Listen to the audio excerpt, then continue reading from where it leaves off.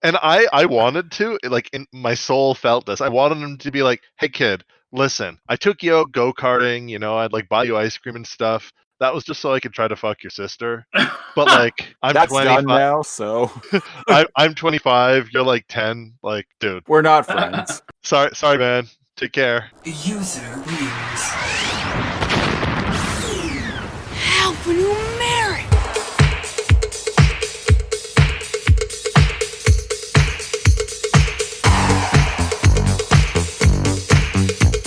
Welcome back, listeners, to Alphanumeric, a reboot podcast, the weekly podcast where we discuss every episode of Reboot ever in order, starting from the beginning. I'm one of your hosts, Christopher Siege.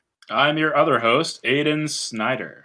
And I am yet another host, NeoCal. And this week on Alphanumeric, we are discussing the 5th episode of the first season, which was known as The Tiff. It originally aired on November 26th, 1994 in Canada. But strangely enough, it aired a week earlier on November 19th in 1994 in the United States. They get everything first. America.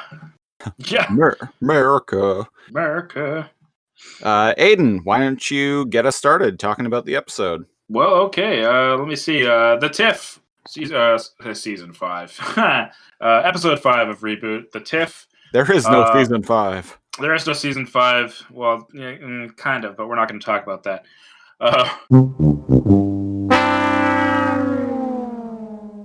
Episode 5 of Reboot. The Tiff. It's exactly how it sounds.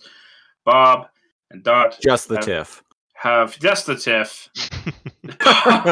Bob and Dot have a difference of opinion on many things, and they get into a tiff where Enzo takes it upon himself to try and mend this seemingly broken friendship, and it works perfectly. It works almost perfectly. You're absolutely right. So we're at Dot's diner, and Cecil. There are a few patrons standing at the entrance, seemingly waiting to be seated, and Cecil is all like, wait at the bar. So presumably these guys don't tip. Yeah. He just tosses everybody who doesn't tip at the bar. Yeah. And on the left side of the screen, we see Jukebox Binome. I like that guy. He's just hanging out there. Binome. He's a jukebox binome. Oh, I'm not finishing again. So Dot is sitting at a table. She's got a few vid windows open. 1,000 vid windows. And what I find funny is the one directly in front of her says, number 1, place palm on reader. Number 2, make choice. Number 3, wait for door to open. Okay, what's that about?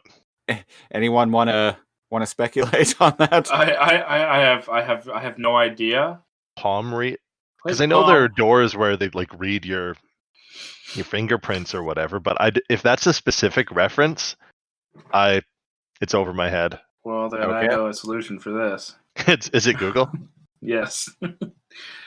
Is it a reboot wiki? Yes, I'm going to check the reboot wiki. Typing it in.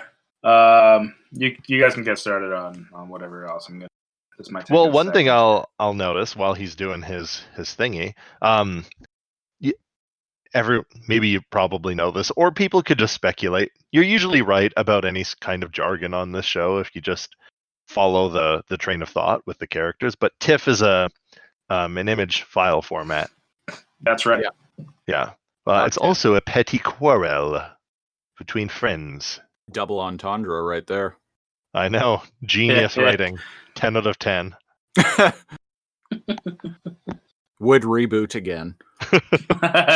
Would reboot. Yeah, so I'm not really sure. I'm sure while Aiden is diving into what reference that specifically is, one would think maybe 1, 2, or 3 of us would have done that beforehand.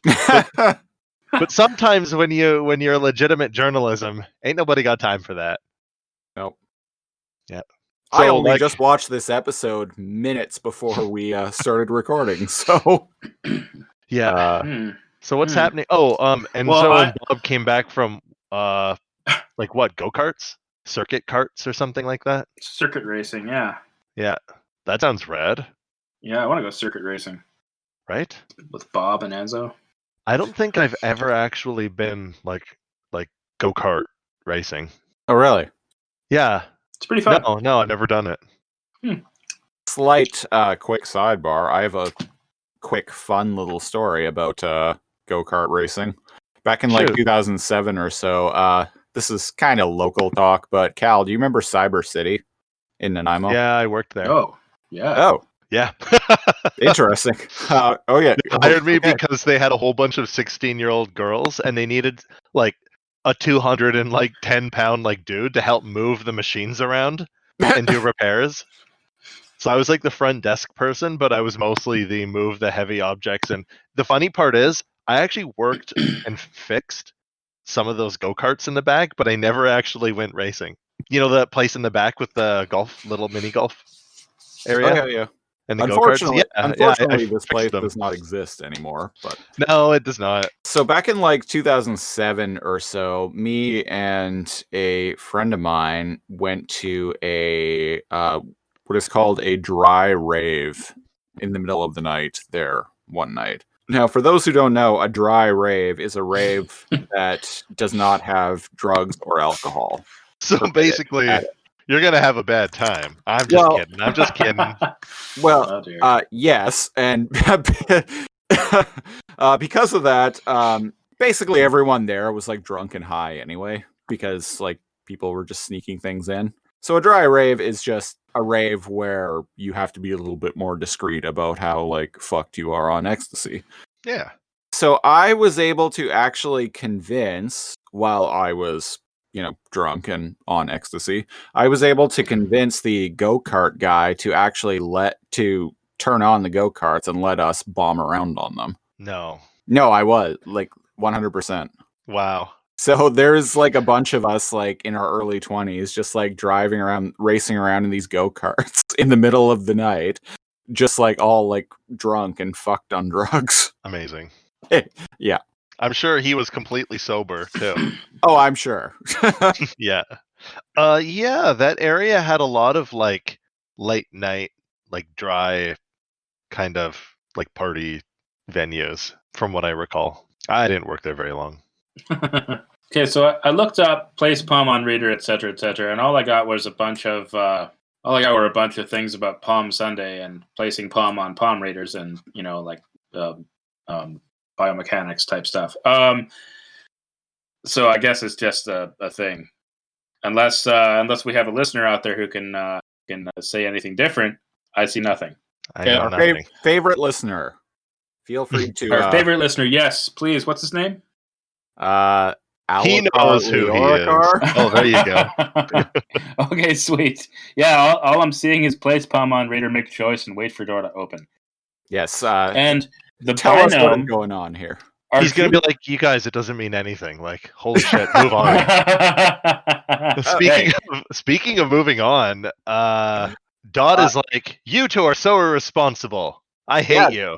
Yeah, because Bob and Enzo walk in. Like, and where have you been? Yeah. Apparently, Enzo was really moving there because they went go-karting or something. Well, Dot was busy doing some business. Yeah, she was busy at the business factory. Yeah. Doing a business.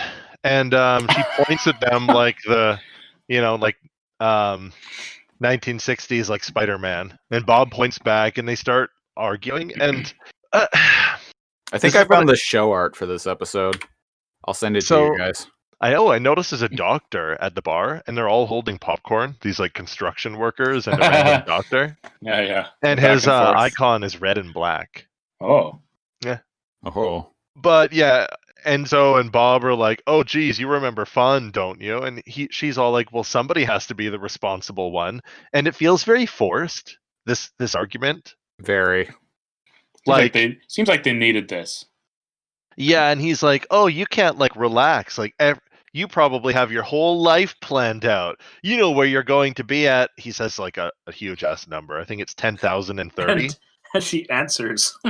Yeah, she answers, and she's like, "That would be the output conference in Sector 7 or something." Like I don't even know what any of that means. She says she knows exactly where she's going to be when she's like 97, I guess. Meanwhile, while they're arguing, there are a bunch of binomes sitting at the counter in the diner eating popcorn, just like looking back and forth. And Cecil is amongst them. And Cecil at one point even steals a bag of popcorn from one of the binomes and joins I'm like, where'd they in. get this popcorn? Yeah, and Bob kind of puts his we'll arm never know. around. Yeah, well, or maybe they make it there. They make milkshakes with sunglasses, so why not popcorn? And Bob puts his arm around Enzo, and he's like, "See, lady, you got to take time and smell the daisy wheels." And I was like, I understood that reference. It's like the daisy wheel is like the printing technology that has like all the different Little keys. gears. Yeah, little gears. I mean, yeah. Yeah. And it's her like a name is round, Dot little wheel. Matrix, which is another type of printer. Which is another type of printer. That's right. Yes, Ted, that was the joke. Just like, I know this is old news, but the binome's name who's hiding in the jukebox is in the diner is Jean-Luc. Oh, so it's John the Luke. red and gold one. Yeah. Yeah, he's dressed like. Sorry, go on. Oh yeah, sorry. When Christopher and I had done that one episode, I pointed out that the one in there is specifically red and gold, like the one in the vid window when Enzo had his delivery service. But I didn't know it actually is the same one. That's cool. Yeah. I like to think in that episode that Jean-Luc was vid-windowing him. Yeah, vid-windowing to Enzo in the diner from within the jukebox in the diner. 8 feet away. Yeah. So Dot comes over and she's all like, "No, he can't go and have fun. He has boring ancient languages to learn." And he's all like, "Cobol, Fortran, those are dinosaurs." They're dinosaurs.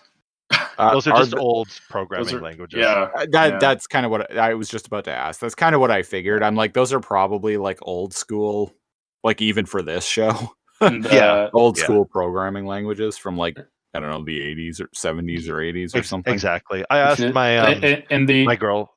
Go ahead. Sorry, go on. You might have. Yeah. It was like I asked my girlfriend. I was like, "Oh, like what are those?" And she's just like programming languages that were like defunct like more than a decade before I even started programming. I was like, "Oh, okay. Well, sorry, not defunct. That were almost obsolete." Yeah. Well, the apparently, according to the wiki, they were developed in 1959 for IBM. For IBM. Yeah. For scientific and engineering applications. Oh, cool. By John W. Backus. Back in the day when we still took horseback to work. When we didn't even have TV. Yeah, Backus in the day. Sat in the cave waiting for the dinosaurs to find us. Sitting in a cave waiting for the dinosaurs to find us. Yes, so are you implying that time is cyclical? Yes. And if we wait long enough, like the dinosaurs will come back? Yes, maybe. I don't know. Possibly. Have a girl. Well, that's what he means by waiting for the dinosaurs to find us. We need to bring them out of extinction. Yes. And make them again. So the lone raptor, after he is finished fighting a polar bear, needs to come and find us. Yeah. Hello, I am Raptorbot. Okay, we're getting off the rails here. Back to the show. So basically, they get up. Bob and Dot get in each other's face, and they're both essentially like, "No, you. No, you. No, you. No, you." I just wanted to finish that off. And she kind of makes Enzo stay and talks about being prepared and wants him to be like a Boy Scout, that kind of thing. And Bob's like lounging like a douche. And he's all like, "You need to be like more easy peasy and go with the flow like me." You gotta in the moment. Live on the edge, taking things as they come. I was watching this with my partner and I just like looked over and her mouth was like pursed. And I'm like, "It's me and you, isn't it?" And she's like, "Yeah." Which one is which? Well, I think I know, but Cobol or Fortran? I'm Bob. And she's dot. Yeah. Yeah. I figured. To the point where, like, to such a degree that I have certain ADHD issues that come up that, like, my mind physically starts to become sleepy and, like, bored if I, like, study or try to plan things too much. Whereas for her, she'll have, like, kind of like problems with there not being enough plans and things happening spontaneously. So yeah, it is. We were watching this and I was like, oh, too real. She's never kicked me out of her diner for it though, so that's good. Does she have a diner? No. Oh, okay. That's probably the only reason why I That's haven't. probably the only reason why it's never happened. Has she ever kicked you out of the dining room? I know you have one of those. I've been in your apartment. I don't want to say no, but maybe. Oh.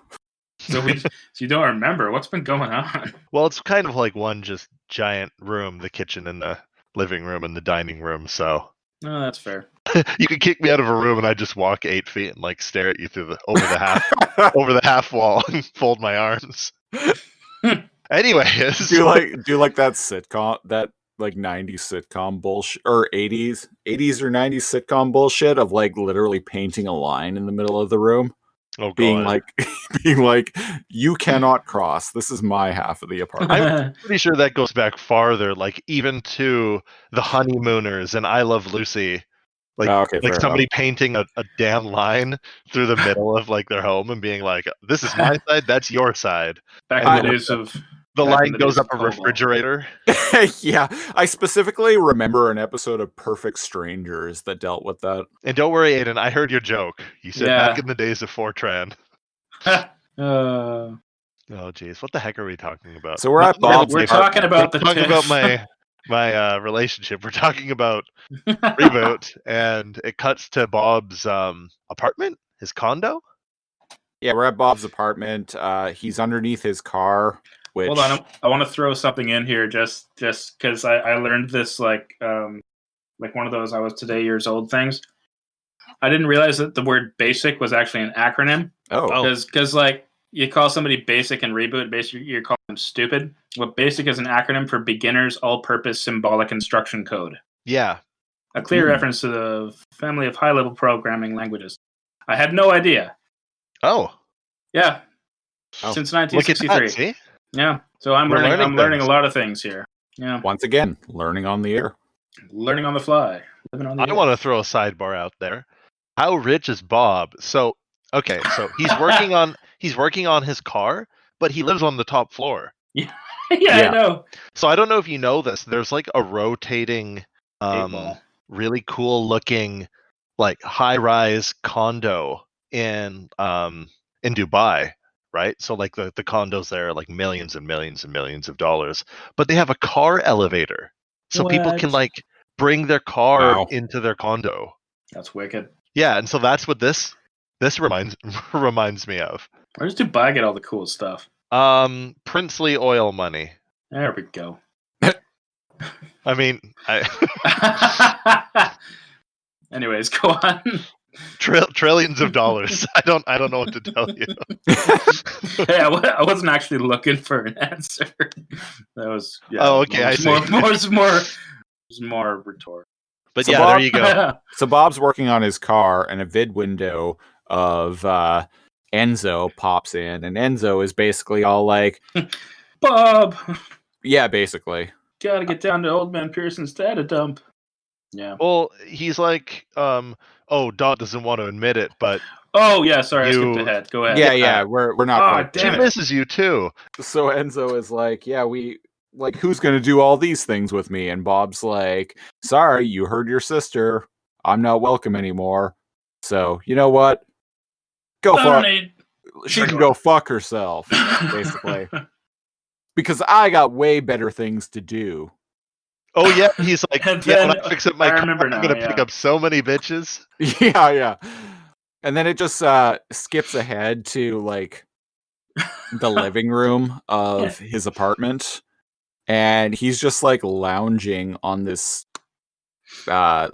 like like It's like a diner couch that wraps around the wall. Yeah, Yeah. like something out of a restaurant. And He's there Sorry, is a anthropomorphic TV standing to his right. He's just standing there, and they're both quiet. Yeah, he has arms and legs. we all know who this So- character is, but like because we've watched the show before, but like Yeah.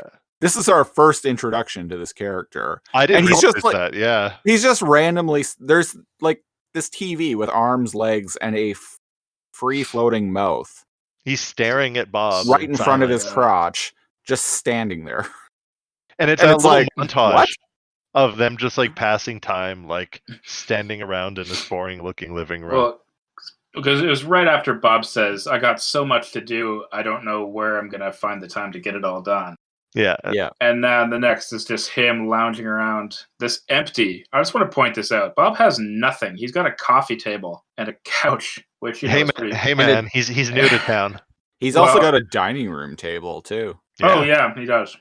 Yeah. Also, It's I a- really it's a like nice the glass music one. that plays in this montage.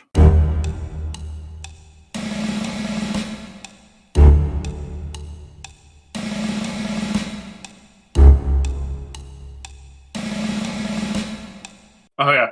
Yeah, of him just like passing the hours or days away, doing nothing. I was watching this and I was like, Bob, don't you got Guardian shit to do? Like, Not go without stop daughter Enzo. go stop Hack and Slash from like doing their racketeering shit and like go and do stuff, dude. Also, why is Mike's or okay, Whatever. skipping whatever. Why is Mike the TV's mouth just agape during all of this?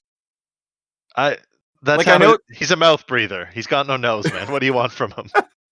Oh, I think it's a speaker. Well, yes, it's supposed to be a speaker, but like I don't remember in any later episodes his mouth just being agape all the time when he's not talking. It's also floating in front of him. Yeah, that's what I said. Like he's got this like little mouth just like free float, like right in front of his crotch. Yeah. That's I like his design. Doesn't he like read to him like a sex phone line thing? He sure does. Yeah. Also, yeah, and when he does, like Bob is straight up like passed out, like on the floor, like kind of hunched back over this like diner booth in his living room. And like the only thing that is missing is like a toppled over bottle of like Jack Daniels Yeah. on the floor. Let's do a really shitty Photoshop of the screenshot. Like 2 or 3 empty bottles of Jack Daniels. Yeah, that's a good point. It looks like he's just been like drinking and crying the days away. Is straight up just like passed out. I know because I've been there. This scene with Bob like passed out on the couch is very familiar to you. Oh yes. Yeah, Mike the TV. We don't know. Bob says his name like later on, but he says in like a sultry feminine voice, "My name is Kim," or what does he say? K. Hey, yeah. That's weird because that's my name. Like IRL, that's actually part of my name, so it's weird hearing that in a sultry voice. And he says, "And I'm waiting to hear from you now." Yeah, then it's Bob something yells that at is him. straight up like out of a 1990s like late night TV sex hotline commercial. Man, when you guys were kids, how long would you stay on the channel before you realize you're not going to get to see boobs? Because that would get me every That once in a depends. while. That depends on the night. I didn't realize it was only on Fridays until, you know. I didn't know that when I was a kid. Third Like, try. I didn't even know it would just pop up some nights. And who am I kidding? I watched like the Sunday night sex show. You know what With was Sue. great was like back in like 1997 and 98 when the channel first got started was Showcase at like 11 p.m. They would show all of these That's like classic. yeah, they would show all of these like weird foreign films that had like so much sex and nudity in them. So when you're like a 11 or 12-year-old boy, this is like a fucking gold mine. Yeah. Yeah, like Red Shoe Diaries, where sometimes there's simulated sex and bare breasts. Yeah. but Hey, most that's all I needed. but like 3 seconds of it, and No, like you're like, hoo-hoo, 45 minutes of 45 minutes of David Duchovny, and then 2 minutes of boobs. I remember specifically, like, they would show like a lot of like French films and shit like that at like 11 or 12 at night. Oh yeah, I would catch some of those too. Yeah. Yeah, for sure. So Bob is passed out from all that vodka, and Mike the TV is giving him a Live Links infomercial. Yes. Wow, I can't believe you remembered what it was called. His own simple way he's trying to get him up off his ass so he does stuff and not just lounge around like a lazy ass. Yeah. And then what does he do? He like Yeah, kicks yeah. him into the trash chute. Yeah. Having trouble getting stuff done? Yeah. Yeah, Yeah, so Let's get organized. Yeah. Yeah, so Bob in his extremely hungover state, in a fit of like drunken rage, just like throws Mike the TV into the garbage chute. He ends up And in the trash then can. he's in the trash can. And he's like, at least he didn't use the garbage disposal. So that's our little glimpse into what will be a long relationship of really bad jokes from Mike the TV. Yeah. I can only hope. It cuts back to the diner at this point, and the popcorn maker, a microwave. I don't really know what the heck it is, but a tear happens. Like it explodes out of some sort of machine in the center of the diner, and there's a tear. Yeah. And everyone in the diner is like freaking out. And it's like slowly like hovering around. And Cecil floats over to a table with two patrons at it, and is all like, "Would you mind settling your bill now, please?"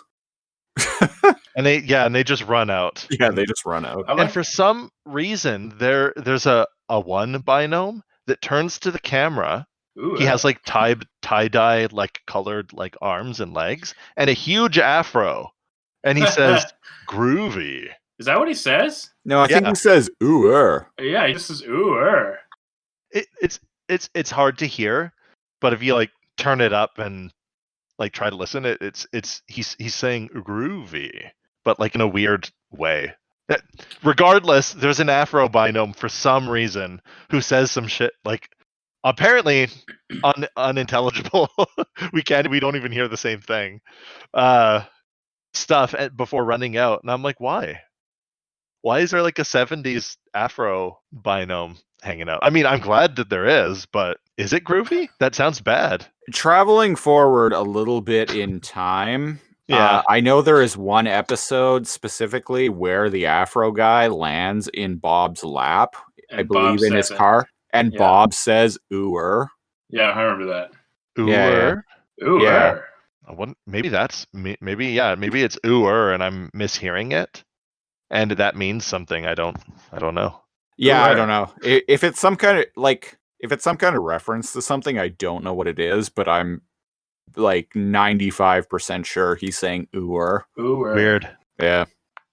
Cool. Groovy. Ooer. Yeah. It's gonna be my new groovy. Yeah, there you go. I'm sending you gentlemen my screenshot of the day, where Enzo is excited that a very deadly and dangerous tear is in the diner, and he's kind of got like a Joker face on him. Yeah, and he's all excited about the tear being there because he's like, all right, now we got to call Bob. He gets he gets glared at, and he's all like, oh geez, I guess we have to call Bob since he's the only one who can handle this. And then Dot's like, no, fuck that. I don't need him. So she rips like one of the stools out of the floor. Yeah. Badass. And decides to use it as a weapon to swat the tear, because apparently that's a thing you can do. Yeah, I'm pretty sure it's shown binomes like get deleted if they accidentally touch it. Yeah. Remember the tear with Mega Dump? Yeah. But she's just gonna, and like Cecil opens the door for the tear as if it's just going to leave the diner. And it looks like that's what's happening here. But Dot's like, oh no, I got something to prove. And So it she explodes. like fucking cricket bats the tear, and it explodes. Like quite forcefully, and it leaves like a Terminator like molten sphere in the ground. Yeah, right. Just yeah, I see it. And like what I'm like, well, what if that killed Cecil? What then? Where are there police on mainframe, or is it like just Bob? Is it like vigilante justice? She would just blame Bob for Cecil's death. And I'm sure Cecil would blame him too. What's in the next scene? Where are you guys at? We're at the principal office. Yeah, Hey. everybody's discussing this tiff that Bob and Dot are having, and Enzo is worried. Man, don't these people got jobs? Yeah, I was just gonna say, I think it's funny that like Bob and Dot not getting along is like such a big issue for the community that like a bunch of them storm the principal office telling Fong he needs to do something about it. It's community news, yeah. This is like, part of me thinks all the protests and the reason all this conflict and like counter protests and all of this stuff is going on is because like unemployment is really high. And that's what it feels like is going on here. You have all these like out of work people that are like, yeah, Bob and Dot need to reconcile. Yeah. And so Mike the TV shows up and he's giving this like recap of what's going on.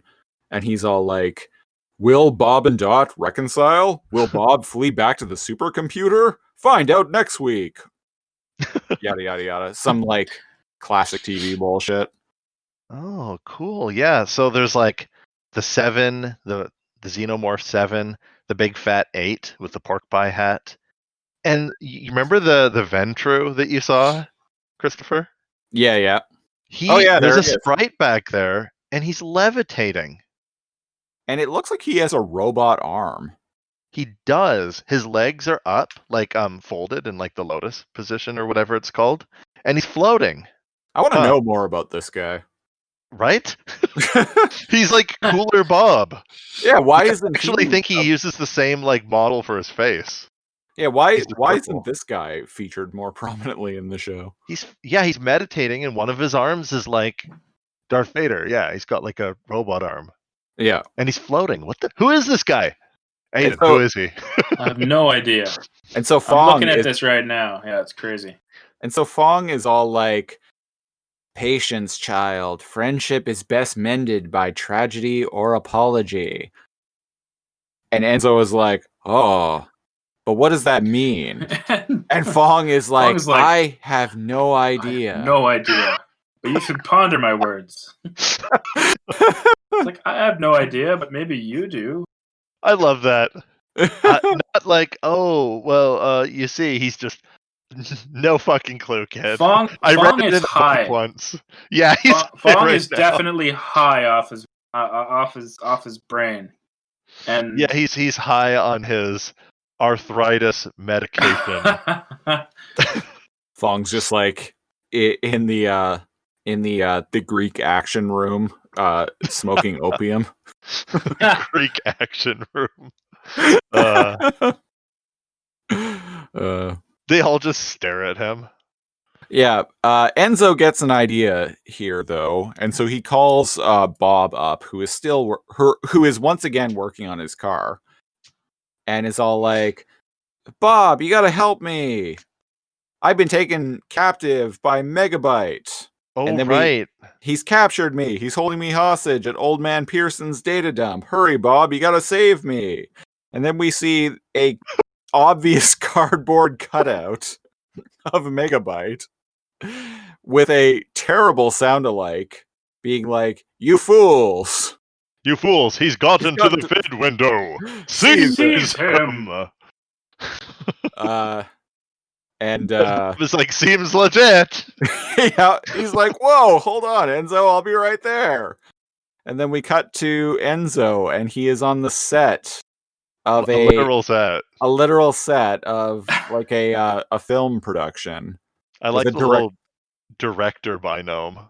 Yeah, director binome and Frisket is there, and there's a couple of like fake Grips, yeah. viral binomes, and Are they fake viral binomes? yeah, they're just actors. Oh, I can't tell the difference. Oh, there's like a makeup lady in the back. Yeah, what the heck? Actually, I'm Ooh, looking at a freeze frame right now of the one viral binome. If you look at the viral skull on his torso, it's actually like almost googly eyed. Oh, there are like cross derpy eyes Yeah, underneath it. Yeah. Oh, I like that. Anybody Oh, else that's think fun. that Oh, that's hilarious. Yeah, I see that. I It's got like I glasses don't know on. how you could have possibly caught that. You paused it at just the right I moment. no, yeah, exactly. I happened to pause it at just the right time. I did Yeah, not the see little this the first viral time around. skull it has like wonky little eyes drawn on. Anyone else think the makeup binome is hot? You know, I do. Oh, Yeah. So there you go. what? Actually, wasn't expecting that. Okay. Hey, you needed an answer. All right, so it's not just me. Yeah, she's got kind of like cyberpunk hair going on, and Yeah. like actually reminds me dark of eyeshadow. Yeah. actually reminds me of a makeup woman I used to work with on set when I was working on film. Oh, there you go. Yeah. So there All you go. right. Yeah. Shout out to that lady. Hey, Uwer. Ooh, Uwer is an actual thing. It's not really. It doesn't really mean anything, but it's kind of like a pickup line in Britain. Oh. Uwer, huh. Mrs. Uwer. Except Oh, I've heard the British guy at work say that, I think. Uwer. I thought it was just him being British, and I guess it is. Yeah, I just looked it up, and that's it. It's basically just a sound you do. Like, Right. Okay. Yeah, so yeah, there's nothing on the Reboot wiki about it. There's nothing else, but I checked it out in a few different dictionaries, and that's it. All right. OOER. I think Cool. a couple of the creators of this show are British. There you go. There are a couple for sure. Yeah. All right, things are coming together. Ooh, Canadian and Brit humor makes a lot of Ooh. sense now. yeah, So they do take two. There are a lot of Brits on the Sick and Wrong Discord, so I will have to ask them about this. Oh yeah, there you go. I think Enzo and the directing team, they do like a take two, and they send basically the same video to Dot, Yeah. and then they do something really dumb, which I don't understand. He actually puts himself in real danger. and he's like nice and tight, he's tying him up on the conveyor So belt. campy and tropey. Like, what the hell, man? Why would you do this to yourself? Yeah. Nice and tight. Make sure I don't now slap me. Nice and tight, boys. Yeah. Make it so it's a little hard for me to breathe. Not too hard, but a little hard. Yeah. Now the ball gag. Damn. Ooh, Oh, that's too far. I see. Okay. And I really like that Bob shows up on his zipboard, but Dot shows up with like spelunking equipment. Yeah, she's like wearing like a hard hat and a backpack, and there is a toilet plunger. I was just about to say and that. A ladle hanging off of the backpack. Be prepared. What kind of safari was she going on? She's prepared for anything. Yeah. She doesn't have glitch, man. She's got a plunger too. So hey, you never know. Yeah. She's got like an old oil lamp attached to her head. The literal spelunking helmet. I like how they activate this it's again, this is an electromagnet, much like the one that Megadump had. Yeah. Probably used the same model. And he orders one of the actors, the viral binome actor, to which has a normal looking viral symbol on his chest this time, to turn it on. And yeah, it just starts deleting everything on the conveyor belt. He's on a conveyor belt and he's slowly moving towards this giant electromagnet. And a bit that honestly kind of reminds me of the 60s Batman show. In the levels of corn. Well, and there is actually an episode of the 60s Batman show where Batman and Robin literally end up like on a conveyor, like going toward a saw or something like that, or like a furnace. Yeah, I think it was a furnace. Yeah. But yeah, that's what this reminds me of. Crematorium and of course, type deal. Have you ever been able to predict soon to be rendered ex-humans? Have you ever been able to predict an episode more than this one? This is like the most predictable like episode of any cartoon I've ever seen. Their conflict here is extremely out of nowhere. Just in general in this episode, it's extremely out of nowhere and it's very contrived. Yes. Oh yeah. We like the show. Don't get us wrong, people. Yeah. We like the show, but spoilers. I don't like this episode. Not at all. Yeah, he's screaming for help, and do Bob and Dot like stop arguing to go and help him as he's going closer towards his death? No, but luckily his dog's there. His dog, I always got confused with this because when Frisket showed up, he made a gesture as if he was pushing him along into the incinerator or whatever it was. I missed that. Yeah, if you go back to where he's tied up on the conveyor belt, Frisket just shows up and Enzo's yelling, "Help!" And the dog just kind of like takes his nose and just nudges him closer to the thing. And then I'm kind of going like, hold on. Why is Frisket helping this happen? I think he was just nuzzling his master. You know? Okay. Probably. So Dot on her backpack also has a coffee cup. That's what that is. Yes. Is this bitch going camping? I mean, here's like the thing. There for a rescue at a data dump. Here's the thing. She's gonna eat some garbage. A toilet plunger is the one thing that you don't realize, probably the most important tool in your home that you don't realize you need until you really need one. That is very, very true, sir. That is valid. Yeah. You can make do without a spatula. You can, like, oh man, I don't have a screwdriver, but like you don't have a toilet plunger. Oh, you're going to have a bad time one day. Maybe not today. Maybe not tomorrow. But someday. Can't flip eggs with a plunger. No. But you know what? You also can't plunge a toilet with a spatula.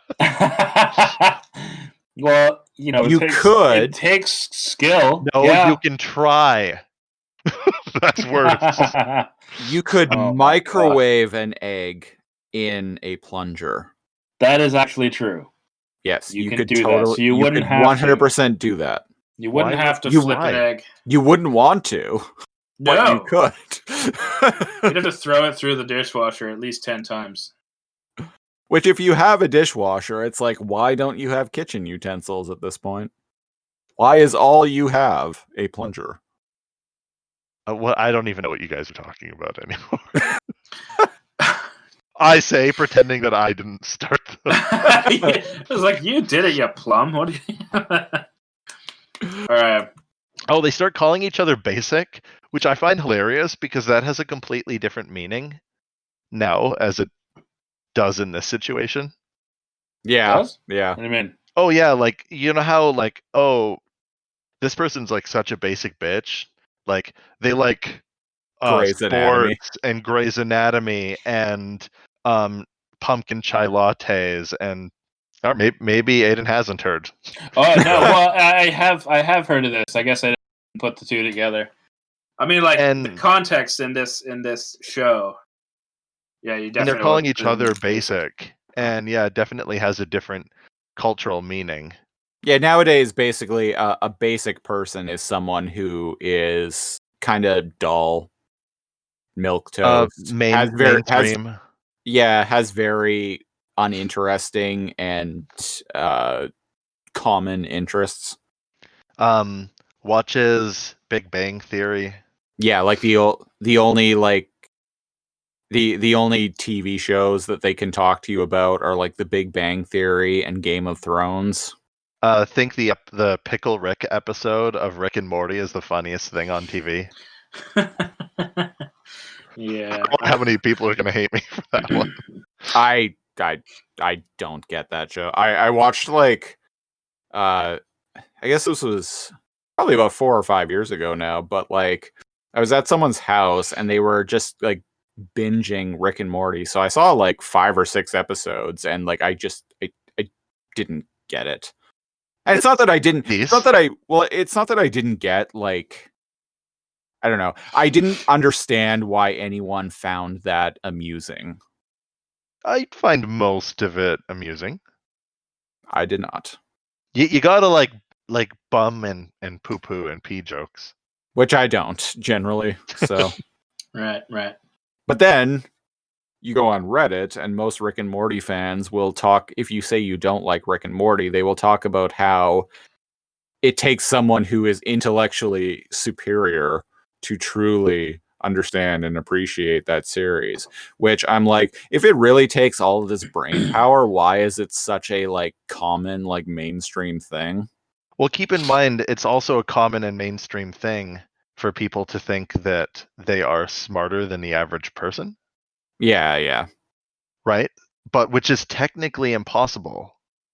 Like, I think if you go all the way back down to the 70s, university students and people at workplaces interviewed or whatever, it's something like 80% of like people interviewed think that they are smarter than the average person.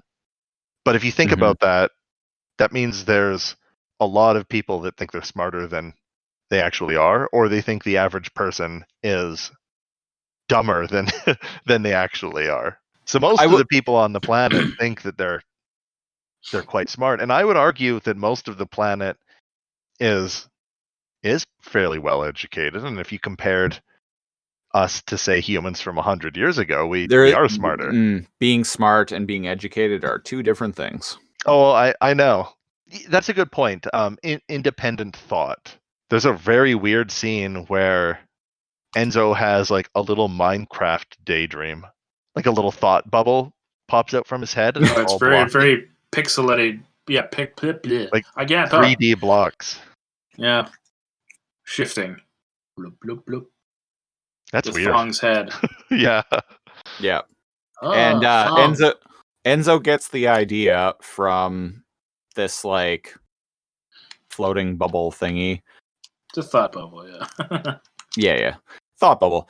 Enzo gets the idea that since bringing Bob and Dot together through tragedy did not work, now he needs to try the other thing. Apology. Yeah. Oh. And apparently, Frisket can see the thought bubble too. Oh. Because Frisket is also watching Fong. Oh, good. I thought that's weird. I thought that was pretty funny. Yeah. Frisket says, "Oh, there's a thing above your head, Enzo." That's so weird. All the while holding Enzo in his mouth. Yeah. He's a very strong dog. He is a tank, this one. Yeah. Yeah, so what Enzo decides to do is he is going to send holomark cards, which is cute. Holomark cards to both Bob and Dot, pretending to be either one of them, apologizing to the other, being all like, I was wrong. Let's meet up and work this out. Isn't that weird that there's an actual courier who delivers like a physical letter in a world where vid windows can pop up anywhere? That is true. Maybe it's more difficult to forge a vid window than it is to forge a holomark card. That is true. I was thinking that too, yeah. Yeah, because it's kind of like green and like matrixy and glitchy, isn't it? Yep. Okay, yeah, fair enough. Like vid window is like 1-for-1, whereas this is kind of like a programmed thing. What I would like to point out here, though, is both of these fake holomark cards, they both say to one another that, won't you accept my apology and won't you meet me halfway?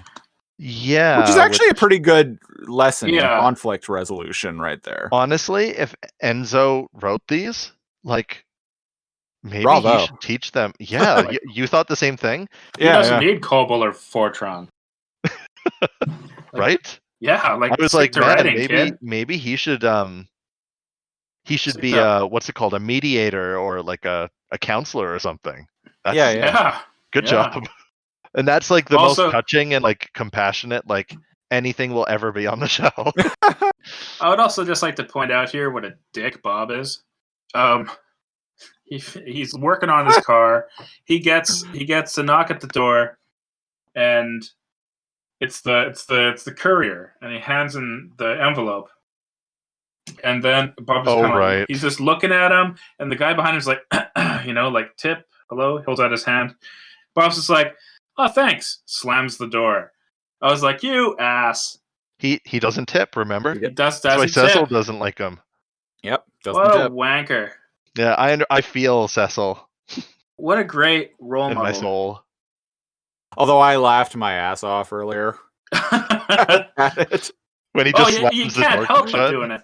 That's like a classic, like comic relief type thing.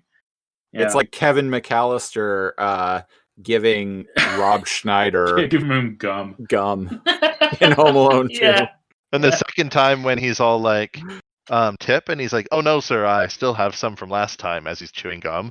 And like Kevin pulls out like a This is wad of a lot of hundreds, cash. thousands of dollars, and he's like, like, no tip? Okay. And he shuts the door in his face. This is a little Home Alone 2 reference for anyone listening. If you're watching this show with us on the podcast, you have watched Home Alone. So Both. So we cut away to a park, and Bob and Dot are both sitting on a park bench and not talking. But then, like, Bob kind of sits back and throws his arm over the backrest of the bench and is all like, "Please, you first," with this like smug fucking look on his face. yeah. Tell me how wrong you were. Yeah. Yeah. I want to hear Oh, this. that's what it is. Yeah. Oh, okay. I And- was like, oh, they're being really nice to each other. But no, they're like only being nice because they think the other one is going to apologize. Yeah. And so there's a little bit of back and forth. And for some reason, Enzo has brought his film crew They're eavesdropping to record them. And it's like, why? Yeah, it's a guy with a boom mic, Yeah. right? And that lady with the glasses, what is it? Dot's like secretary? Yeah. Oh, it and is. I'm like, yeah. It's Dot's secretary who's like, yes, Miss Matrix. Yeah, the one all who's the always time. complaining about the Mitchell account. Yeah. Which is For always some late. reason, sound guy and secretary are there. Yeah. I like that he's looking through like one of those like 90s and 80s Viewmaster. Thank you. It kind of looks like a Viewmaster. Yeah, it doesn't have the circular bit for the disc, but no, yeah. I immediately thought of that though. Yeah. And then, oh shit! Wouldn't you know? They make up and the episode ends just fine. Yep. No? Oh wait, no. There's a game. Nice try. And it's falling right on them. Yep. Anytime in this show, I'm like, but wait, oh shit! That's like my marker that a game is coming. I know. I like to play dumb. Oh no, they're seeing behind the curtain. Cut that. Right as it gets heated, it's like, hey, you were going to apologize to me, right? Oh, wait, what? I thought you were going to apologize to me. And then a game. Yeah, and the game starts with like a janky ass like GTA character stepping out of a cell, and they're still arguing. Alcatraz. Starship Alcatraz. I don't know. I can't tell if this is a shitty game or this would be a rad game. I would be super interested in playing this game. Apparently, it's based off of another game called Alcatraz Island, which I have never heard of. Okay. But yeah, it's let me see. Yeah. Basically, it takes place in the prison off San Francisco Bay. That is where Alcatraz is, my friend. Yeah. Well, For some reason, to me, the user kind of looks like the Riddler. Kinda. Right? I Got don't know. Riddler Yeah. vibes from it too. Yeah. Okay, so it's not just me. Like Riddler crossed with like GTA 3. And Bob and Dot reboot, and their uniforms kind of like reminded me a little bit of Mega City Judges from 2000 AD Thank you. Yeah. without the helmets. They look but- cool. Yeah, Yeah. definitely. They definitely look pretty rad. And there's Yeah. a countdown because behind them the user like who jumped out of a vent like starts a self-destruct sequence and just runs by them. Yeah. Yeah. Yep. And so Yep. that's what it is. They're just chasing him around. Sort of. The user pulls a switch that cuts the power, including the lights, so everything goes dark. Dot hits some like emergency power, which brings some lighting back online. But unfortunately, that has freed all of the prisoners. And so, Uh-oh. that's some fun. Yeah, all the prisoners. Which Yeah. are monsters? They're weird, like cubey and bubbly looking things. Yeah, one Yeah. is like a like an eye with fangs and spider legs that jumps in Kinda, front of Dot. yeah. And then Bob pulls out his Judge Dredd gun, basically, and shoots Yeah. a bubble at it. Yeah, they shoot bubbles in this. And Yeah. I'm like, That's more ABC for you. That's more yeah. BS&P bollocks. Yeah. It's supposed to encase the just capture them so that they're Yeah, puts them in a bubble. yeah, They just yeah. like float there. But am I crazy, or do these guns look like the Lawgiver? Like they look absolutely. reminiscent of the Lawgiver yeah. from Judge Dredd. I immediately thought that. I'm like, oh, there's some Judge Dredd shit going on here. Okay. Yeah. For sure. And then there's not a lot going on here. They shoot some monsters. Some are like giant pears with googly eyes. Some are spiders, like Christopher said. But what ends up happening here is Dot's like the organized one, the programmer, right? She can like go on the comms, and Dot's like the action hero, right? Yeah. Well, during this whole fight scene, as like all of the prisoners are being let loose, they find out that the user is trying to get to the very top of this tower Yeah. to get to an escape pod, because presumably they're on a space station, right? Like Right. a prison station. And yeah, they switch roles at one point. Just to cut ahead here, because believe it or not, like the least interesting part of this episode is probably the game. I would agree with that, yeah. Okay. They switch roles, and Bob ends up being stuck at like the terminal, and Dot ends up being the one running through the corridors, like fighting monsters and chasing after the user. Yeah, that's right. Bob's Yeah. forced to remember certain things that he kind of just forgot.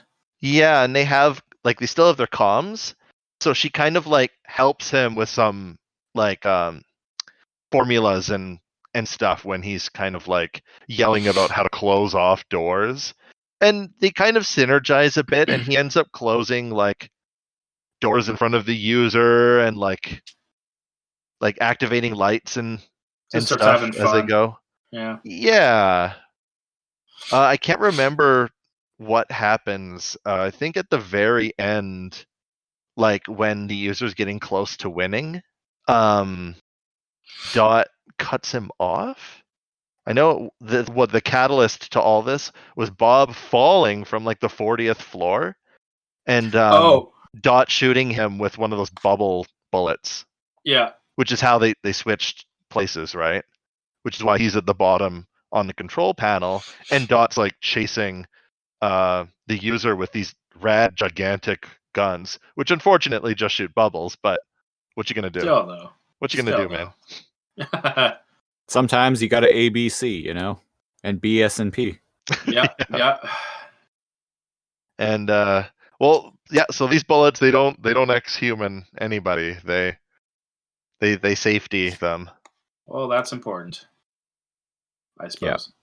I like that Bob at one point is saying, "Whoa, this system is in turbo, yada. Not exactly my first language. Oh, yeah, that's right. I turned to my partner, who's like programmer. TurboCAD.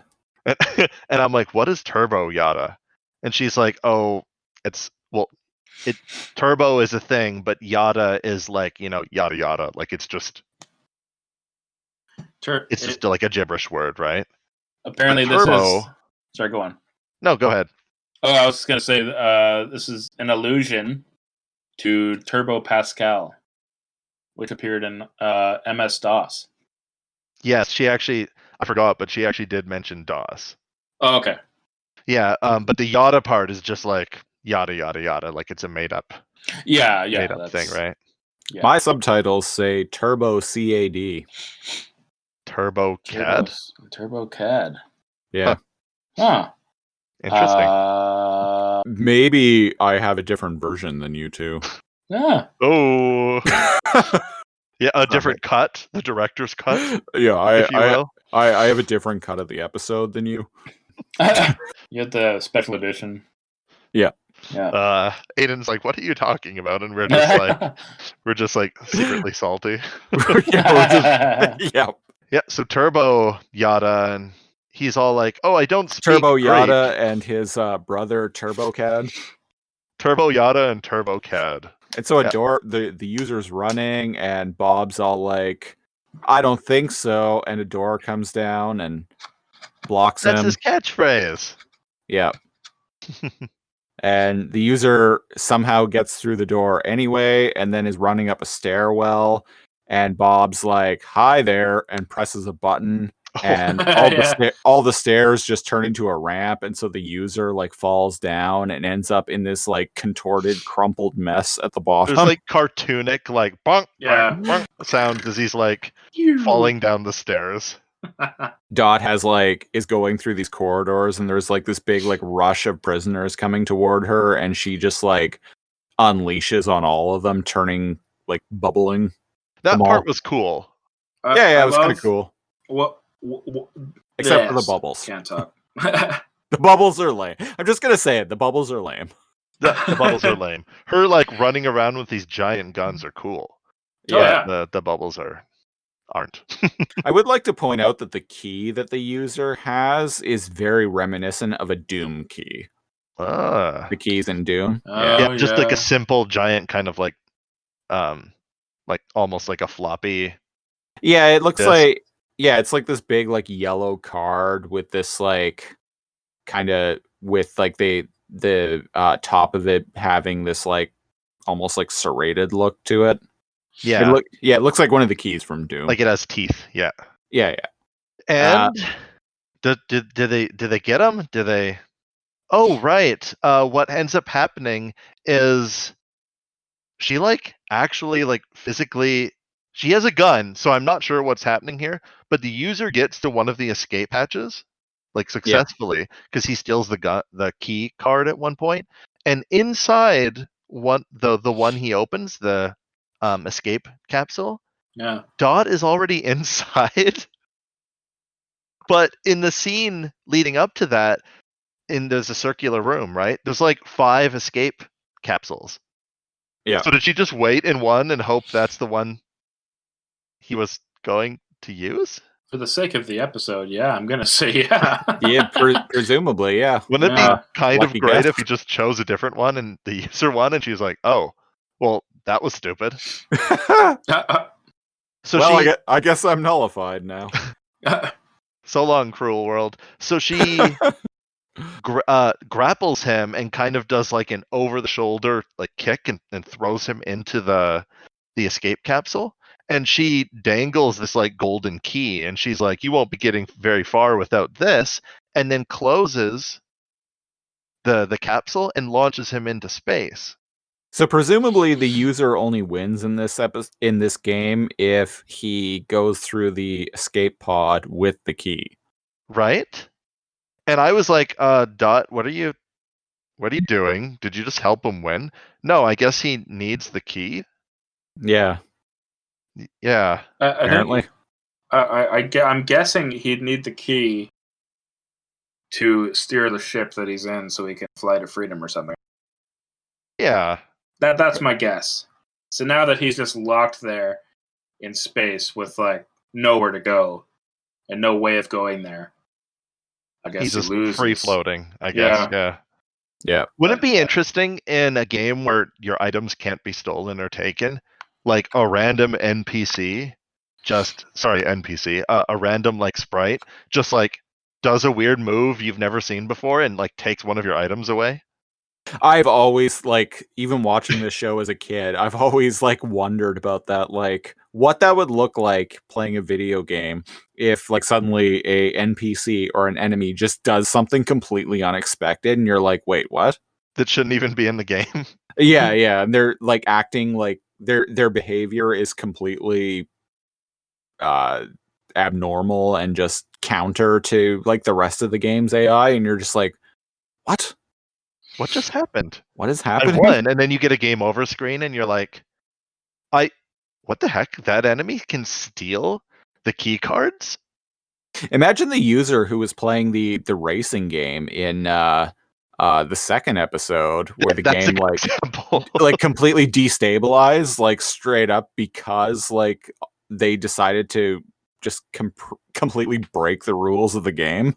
Yeah, imagine playing like Diddy Kong Racing and like a Mack truck just comes out in front of you and explodes, and Yeah. you lose. Yeah, and then the game just slowly starts crashing because like all of a sudden all of the NPCs are behaving on their own against code. Yeah, that's some shit. It's wacky. So yeah, So yeah, they win. Yeah, they win. The GameCube flies away. Bob and Dot are now busy like complimenting one another about their performance in the game, and they're doing this like back and forth of being like, oh no, we could not have done this without you. Oh no, but it was you who did this. That Oh, like but really your saved moves them. were. Yeah, Oh, that yeah, was amazing. yeah. They're just like complimenting the hell out of each other. Probably gonna go and bone, but Oh yeah, absolutely. They're gonna go and like have some like glorious makeup sex, probably in the diner, probably in the basement. the basement of the diner. Yeah. It's the episode that was never released. Yeah. Yeah. And Enzo is like, man, do I have to go and buy cigarettes again? Neither of them even smoke. And yeah, Enzo is like, man, these two are hopeless. And the episode ends. Yeah, is he still hanging out with secretary and like microphone guy? Yeah. They're all like chilling out behind I him. guess those are his closest friends. It's his Wait, what? posse. Why is the microphone guy there? There's no camera. I think they're just eavesdropping in general. At least he is, because he's the only one, as in the binome with the microphone. Huh. Yeah. Well, I guess they're bored. I suppose so. Well, what are you gonna do? What you gonna do? And then everything ended up okay. And so that was the 5th episode of ReBoot. What was it The called Tiff. again? The Tiff. Right. The Tiff. Do dee da boo da. That's a little. Sorry, I'm excited about the tick for some reason. Squeep up up up up up. Boona. Oh, this is how he thought I was doing. That was around that time, right? Yeah, I yeah. think so. Yeah, about around there. Aiden, Yo. any final thoughts on the episode? Any final thoughts on it? This is actually, I really like this episode. I remember the first time watching it, I was, oh, those guns are awesome. Those suits are awesome. Like, didn't really pay too much attention about Bob and Dot fighting, except, where I obviously recognized it. But it was, I think the game was pretty cool. I wish I could have played it if it were a real thing.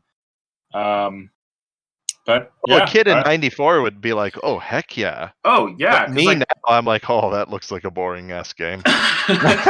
it would be great as a first person type thing, but sorry, I had to yawn there. Oh, sorry. Oh, I thought so that you was just should your be. new accent. But yeah, it was around the time of Demolition Man and Judge Dredd, and so I was like, oh, those suits, they look like Judge Dredd. Or, what was that? Fair. That's Yeah. fair. Yeah. So it was yeah, I really liked that episode. So All right. Well, of course, at the time, I'm not really thinking about how predictable it is. Of course, I look at it now and I'm like, oh, I love this episode. And then the glass shatters and I'm like, oh man, this is not actually And that then great. Stone Cold Steve Austin comes out. Yeah. Da-da-da-da-da-da. So To yeah. open a can of whoop ass on us. Cal, what do you have to say about the episode in closing? You know, Yeah. Yeah. it's a thing. I like. Here's the thing. Browsing my phone for like 23 minutes is still one rung underneath watching a bad episode of ReBoot. So it's not like it's bad or anything. It's just that's a pretty low bar right there. it's not like it's bad or anything. It's I'm looking forward to more interesting episodes. Yeah. I'm usually the guy that likes everything, but this one was painful to watch as an adult. But like Aiden said, when I was a kid, like I liked this episode. Oh yeah. I don't know what happened. Part of my soul must have died. Things got really dark. Not to I be mean, dramatic, but Christopher, how about you? I mean that's been happening to me every day since 1994. So It's just been slowly chipping away. yeah. Hello, darkness, my old friend. Yeah, Sad Affleck. sad Affleck. Yeah. I thought the conflict between Bob and Dot was extremely contrived and very clearly engineered to drive the plot or to create a plot for this episode. I thought Enzo's Yeah. plan was idiotic. The game itself looked cool, but I found that whole sequence kind of dull. Yeah, I didn't like this episode. Like A lot of doors opening and closing, and like Bob whipping around on like a computer terminal. yeah. Yeah. The my favorite part of the entire episode was Bob being a dick to the courier. Yeah. Poor courier. I felt that in my soul. Yeah. Him being. Yeah. I think this is probably the worst episode of the season thus far. Ooh. Yeah. All right. But looking forward to next week. And speaking of next week, we will be back next week with the 6th episode of the first season, In the Belly of the Beast. Be sure to follow us on Facebook at facebook.com/alphanumeric podcast. If you want to get in touch with us, you can send us an email at alphanumericpod, POD, at outlook.com. If you want to follow me, you can do so on Instagram at Christopher Siege. That's SIEGE. And if you want to follow me, you can bug me on the Facebook page. Yeah. What about you, Aiden? I suppose you could follow me too. I don't really have anything. I do. On Twitter? You But got how a would Twitter? people follow you? Oh wow, jeez. I have a music show that I host. And Oh yeah. You haven't plugged that yet. Yeah, I haven't plugged that at all. It's called Oldsmobile Sessions. It's where I have I drive around in my 1981 Oldsmobile Cutlass Brougham, an old clunker, while a new artist every week sits in my back seat and or the front seat and plays a 40-minute-ish set.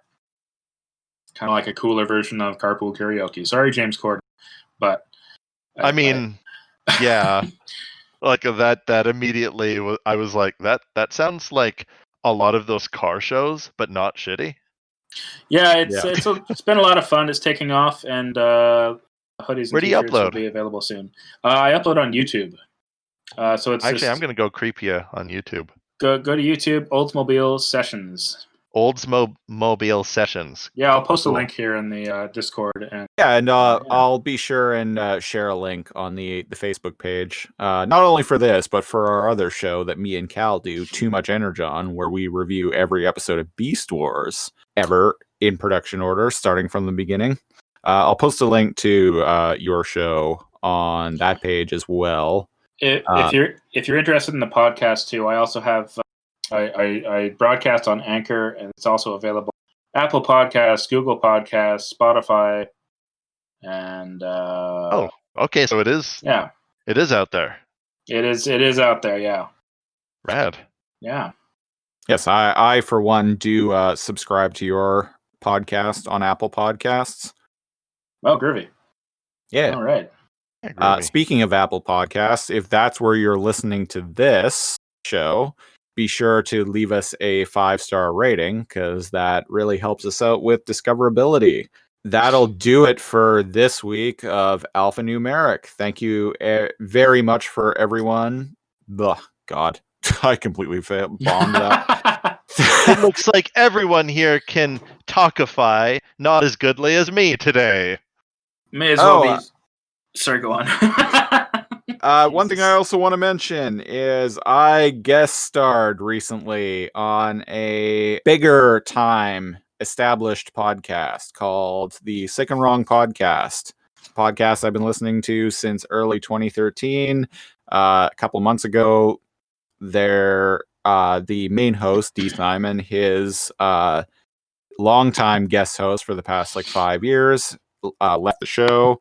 So he's been keeping the show going by bringing in random guest hosts every week. Sometimes it's friends of his, sometimes it's listeners. I reached out to him on the Sick and Wrong Discord and was like, I have a pretty decent mic. I've been listening to the show for this long. It'd be cool if I could be on the show. And he's like, awesome. Are you free this Saturday? So I recorded an episode of a podcast I've been listening to for years, and it was a lot of fun. So go check that out. It is the Sick and Wrong Podcast, episode 761. Yeah, I listened through it, and I'll probably not make any fans by saying this, but it's also probable bias. But I don't know. I thought Christopher was did a pretty good job, and I might like Christopher's take on things a little slightly more than D's, but don't at me. My takes on things are slightly more neutral. Yeah, that's a good way of putting it. Yeah, but no, it's your back and forth is really well done.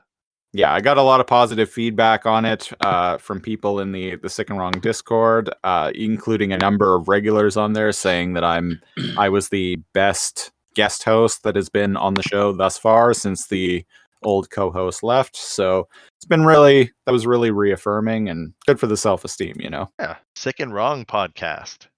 Yeah. Is that where they talk about healthy Christian subjects? Yes.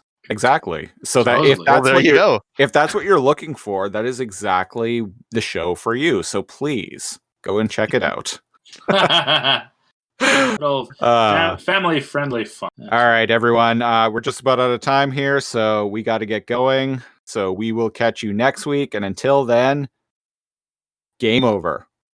Game over, man. I forgot my line. Anything? That's okay. Let's just keep that. All right, cool. Stay frosty, boys and girls. Oh, there it is.